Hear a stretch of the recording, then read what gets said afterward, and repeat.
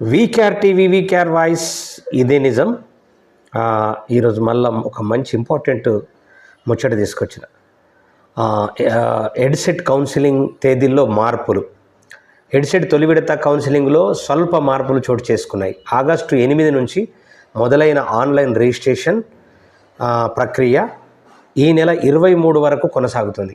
24వ తేదీ నుంచి 26 వరకు వెబ్ ఆప్షన్లు ఇవ్వచ్చు. 27న వెబ్ ఆప్షన్లు మార్చుకునే అవకాశం ఉంది.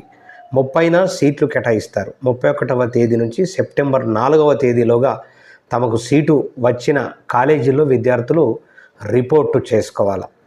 మరి ఎడ్సెట్కు సంబంధించినటువంటి న్యూస్ ఆల్రెడీ ఇంకా 2 రోజులు ఉంది.